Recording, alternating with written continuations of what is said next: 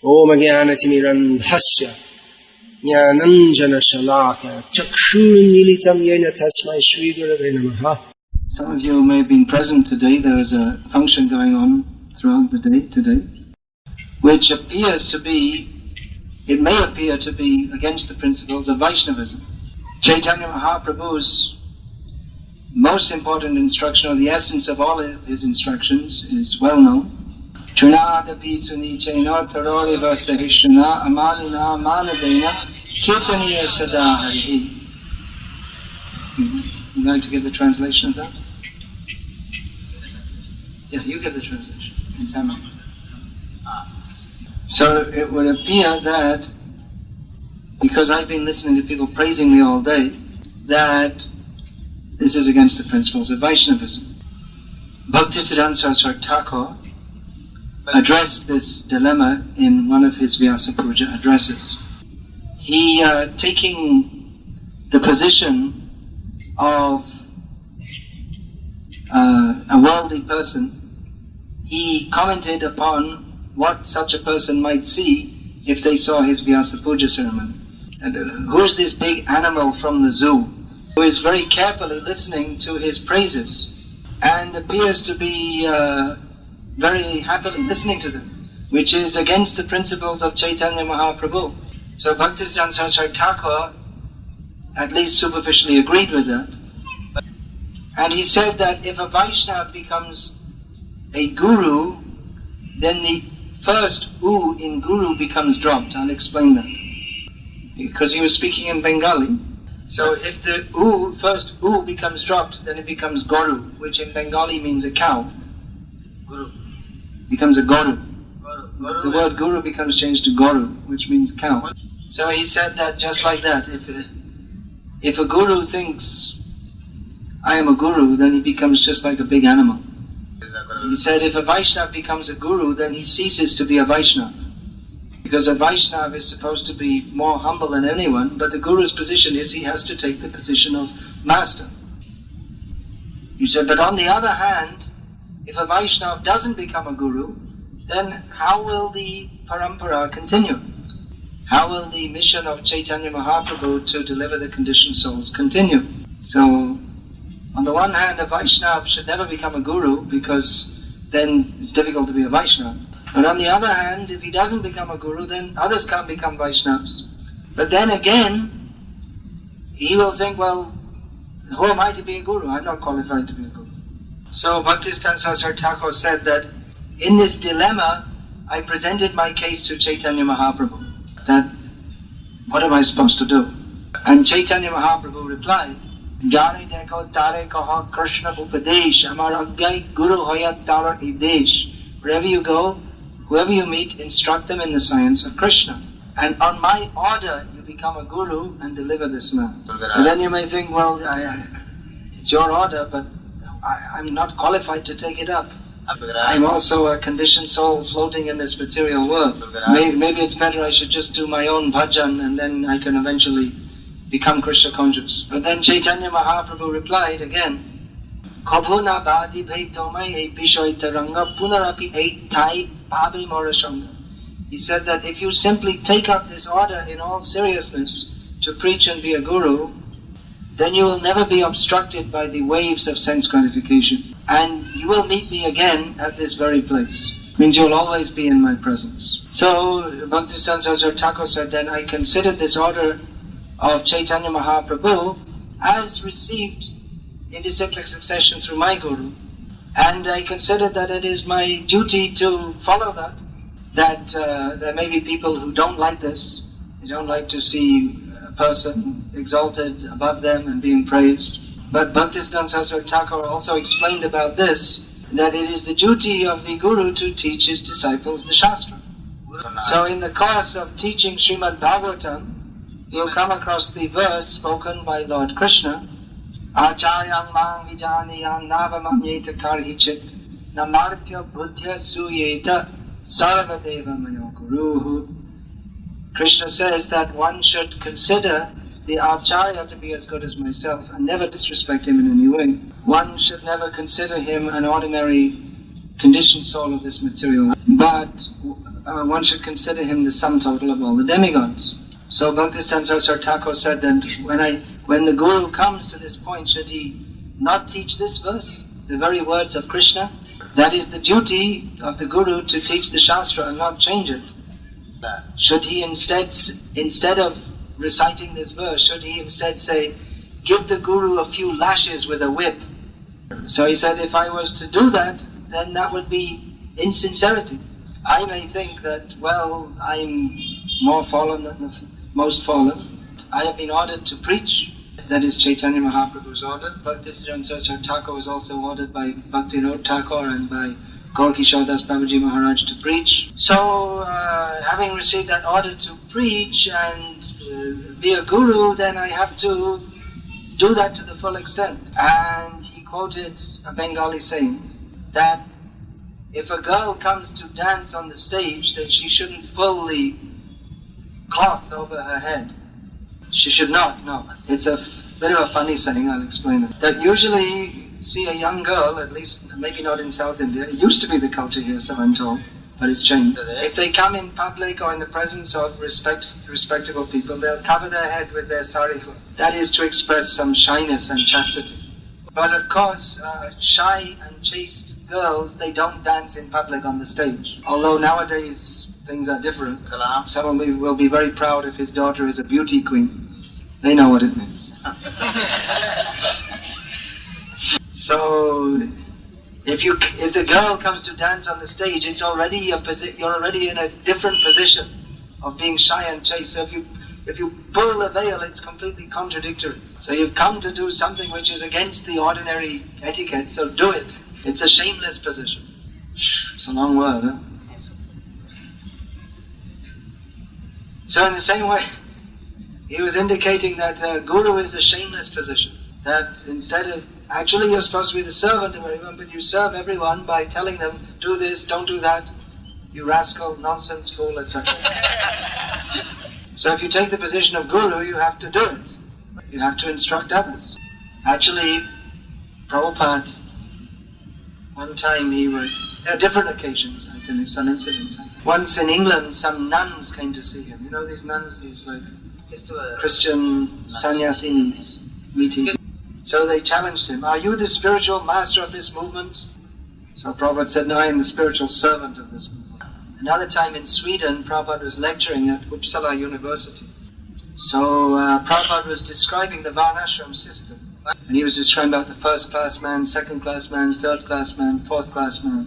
How the first class man, that means Brahmana, intellectual, spiritual leader like this. It's interesting that he chose to speak on this in Sweden, where they're very much into this idea of egalitarianism. Samyavad. So at the end of the lecture, someone stood up in a kind of challenging tone and said, so I presume you think you are the first class man. Prabhupada said, I'm the last class man because I'm the servant of everybody. So one can actually become a guru if he has that mood. Although he takes the position of master, his mood should always be that of one of a servant. And we see that Prabhupada, he would always say that whatever I'm doing, it's simply on the order of my Guru Maharaj, simply to satisfy. So if one has this mood of service, then only he can take that position of Guru by offering everything to his Guru. Just like people that is the culture to offer respects to a Guru. But the devotee who's taking the position of a Guru should think like this, which I'll explain. So as Bhaktivinoda Thakur explains, Jogata Vichari Kichu Nahi Pai Tomara Koranasha. He says that if you examine how much I am qualified, what is my qualification, you won't find any qualification, but your mercy is all that I'm made of. Often people in India, they ask, what is your qualification? So our answer is that we have no as Prabhupada would say, I have no personal qualification, but I'm simply trying to execute the mission of my spiritual master. So with that attitude, one can take up the service of guiding others in Krishna consciousness. Whatever respect is offered, or donations are offered, or facilities are offered, one should simply offer that to his Guru in the service of his Guru. And if a guru does that, then that respect, facilities, donations, everything, it becomes digested and he nourishes it. It nourishes him also.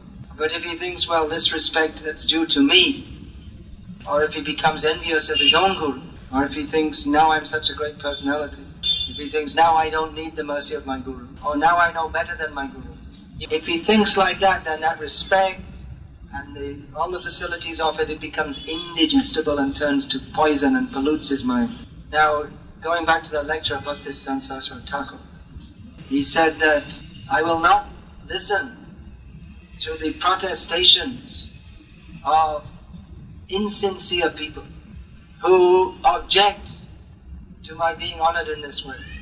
All the great pseudo-intellectuals of the world and the so-called moralists, they may reject this process. But he said, I will not subscribe to such insincerity as this. He said that one drop of the dust from my Guru Maharaj's lotus feet, that is more valuable than all your so-called mundane knowledge. That mercy which is obtained, you have no facility to understand that. Now it may be rightly observed that, after all, who was speaking this was such a great transcendental superman, Bhaktisiddhanta Saraswati Thakur, who was speaking in the utmost humility of someone who is actually on the highest platform of spiritual consciousness. He was undoubtedly a unique, highly empowered Acharya. It's not that every guru is on the level of Bhaktisiddhanta Saraswati Thakur in one sense. I mean, there have been literally thousands of gurus in our Gauriya Vaishnava Sampradaya. It's not that all are as powerful as Bhaktisiddhanta Saraswati Thakur. There's no doubt he is a very special, empowered Acharya. But every devotee who serves in the same way that he does as guru is carrying the same message of Krishna. And Krishna has made this system that if we are to satisfy Krishna, first we have to satisfy his representative. As we sing every morning, Yasya Prasadat Bhagavat Prasada, Yasya Prasada. So that is the system that Krishna has given. That's the way Krishna consciousness works. It doesn't work in any other system. We can't invent our own system. Although that has become one kind of fashion nowadays. That you just imagine that Prabhupada is directly your guru. Of course, he is your guru. All the acharyas, when we accept a guru in disciplic succession, then all the previous acharyas, they become our gurus also. But they're just like in the family, there's grandfather, great-grandfather, great-grand. You can't say the grandfather is the father. There's a difference also. There's a story in our Gauriya Vaishnava history. I can't remember who are the persons exactly involved, but this is going back some hundreds of years. That one devotee, his guru was a disciple of one other very famous devotee. So he got fed up that whenever people asked, who's your guru, and then he'd say, and they kind of looked blank, and so he would, instead of explaining every time, he just used to give the name of his guru's guru as being his guru. And then people were like, oh, okay. But when, I believe it was Jiva Goswami came to hear of this, he expelled him from the Vaishnava community for the offense of Maryada Langhan, of jumping over the principles of Vaishnava etiquette. I've seen in one remote village I went to in Bangladesh. Now there's a road almost there, but in those days you had to go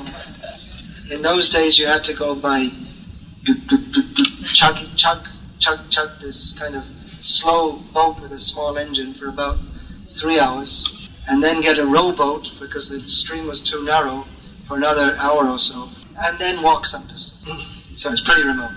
So one of Bhaktisiddhanta Saraswati Thakur's disciples was living there, and in that village, 3 brothers and 1 sister from one family, they all became interested in what he is doing. Every day he's chanting, and they used to go to him and ask questions. And the hand is really long in Tami.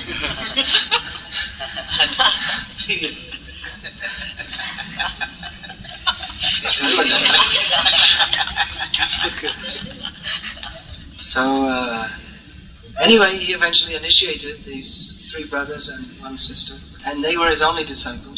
They were and are very enthusiastic devotees. So they made a small temple in that village. And they gave up, two of the brothers, they didn't get married and they gave up their government jobs, which in Bangladesh, no one gives up a government job.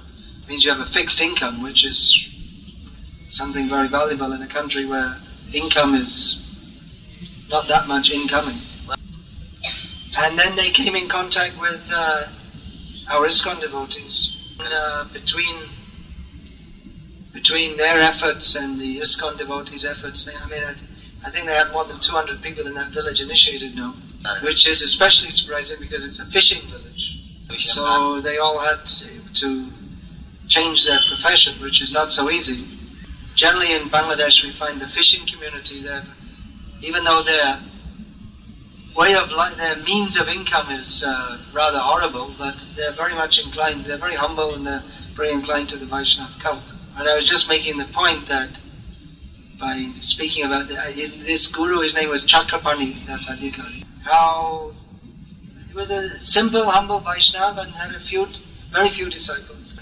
He wasn't a famous guru, but by his influence, his disciples, they became very committed to Krishna consciousness and were able to help many others to come to Krishna consciousness. So these are a few points to be considered. Prabhupada often used to quote two verses from the Srimad Bhagavatam and Mundaka Upanishad. Tasmad Gurung Prapadyeta Jignasu Shraya Uttamam Shabde Pareja Nishnatam Brahmanyu Pashamashrayam. This says that therefore, having understood the temporary and miserable nature of this material world, one should surrender to a guru and inquire from him about one's topmost benefit. The qualification of a guru mentioned here is that he is absorbed in the Vedic, or is properly heard and is absorbed in the Vedic knowledge concerning the Supreme Personality of Godhead and has fully taken shelter of Krishna. And the other verse is from the Mundaka Upanishad. Eva Bigachet. How does that verse begin? Tad Vigyanartam Sagurum Eva Bigachet Samit Pani Shrotriyam Brahmanishtam. Says more or less the same thing. That to understand that spiritual knowledge of the absolute truth, one should go to a guru carrying samit, which means wood for the sacrifice, which means that one should rendering service. And the same point, the guru should come in parampara of acharyas who have understood the Vedic literature and should be fixed in transcendental knowledge and in transcendental consciousness. So Prabhupada would often explain Eva Vigachet, that this Eva Shabda, this Eva word, this is, that means that it must be done. It is compulsory for one who is serious about perfecting his human form of life. So now by the mercy of the devotees who have come here, who are just like gurus to many of you here. Guru means one who teaches. So many of you are taking regularly instruction from the brahmacharis residing here. So, taking up this instruction, you can consider how important is this Krishna consciousness that they are teaching you. And considering the importance of Krishna consciousness and the need to become Krishna conscious. And that in Krishna consciousness, if one is actually going to surrender to Krishna and properly advance in Krishna consciousness, then he also has to formally accept a guru. Then you should also consider the necessity of accepting a guru in the disciplic succession. So in this regard, I believe on Sunday this ceremony will be held, this what's called the Shiksha ceremony, which that's to recognize those who are seriously taking up this Krishna Bhakti Shiksha, and to encourage those who are seriously taking up this Shiksha to progress in adopting this Shiksha in their lives. And as their faith and their bhakti and their commitment develops, then they may go on to accept Diksha also, which is not the goal of life. The goal of life is to develop pure love of Krishna, but surrendering to a guru and accepting initiation from him is the means to develop one's Krishna consciousness to that superlative standard. In our Krishna conscious movement, there are many disciples of Srila Prabhupada who are traveling and preaching in different places and accepting disciples. Of course, there may not be so many coming here. I'm coming here sometime. Jayapataka Maharaj is coming once a year. We're hoping that Manu Maharaj will be coming soon. And Jayadvaita Maharaj has promised to come. So if you just increase your bhakti more and more, then you can attract so many senior devotees to come here. It would be nice if some of you could visit Mayapur also at the Gaur Purnima festival time, when so many leaders and so many devotees of the Krishna conscious movement from around the world congregate to glorify Chaitanya Mahaprabhu. Hare Krishna. Hare Krishna.